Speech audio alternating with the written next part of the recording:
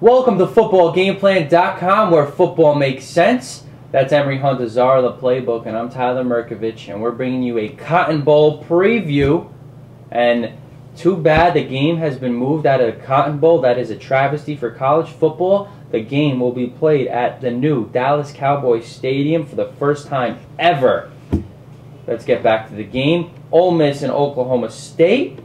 These teams met in 2004 in the Cotton Bowl. Mississippi won 31-28, and last year Ole Miss defeated Texas Tech 47-34 in a shootout. Ole Miss comes in at 8-4. Dismisses the rumors that he's going to Kansas. Kansas hires Turner Gill, so they have nothing. They don't have to worry about that. Ole Miss is 20-12 all time in bowl games, and 9 of the last 11 they've won. So what are your keys to victory for Jevin Snead? They have to maximize Dexter McCluster's touches. Get him the ball any way possible. Passing, running the football, kick return, punt return. That's the most explosive guy in the country, sans C.J. Spiller. Had to get the C.J. Spiller's plug in his preview. But they have to maximize the touches of McCluster. That is a big play threat for the Rebels. Second, they have to continue stout red zone defense. When teams get into the red zone against Ole Miss, they shut them down. 34% of the conversions in the red zone, so they have to continue that. That's going to help these guys out, especially playing against an explosive offense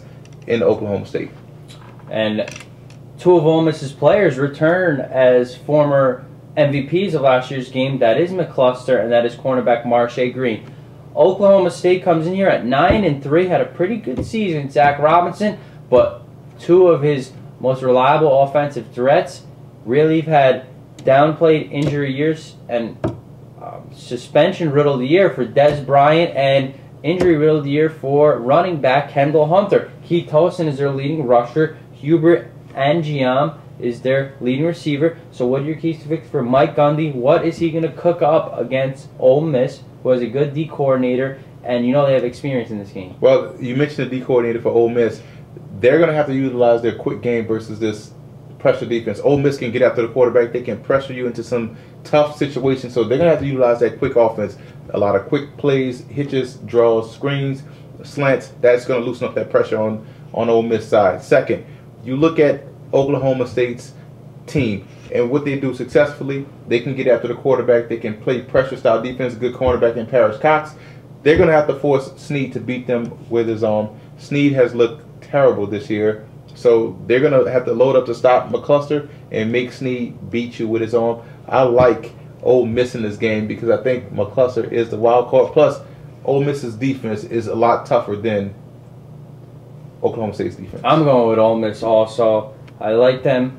I liked them last year in Texas Tech's game. I'm going to stick with them this year. Oklahoma State, I think they've overachieved a little bit this season. Ole Miss a little bit underachievement. So I think they're going to get the victory in this one. For more, visit footballgameplan.com/NCAA.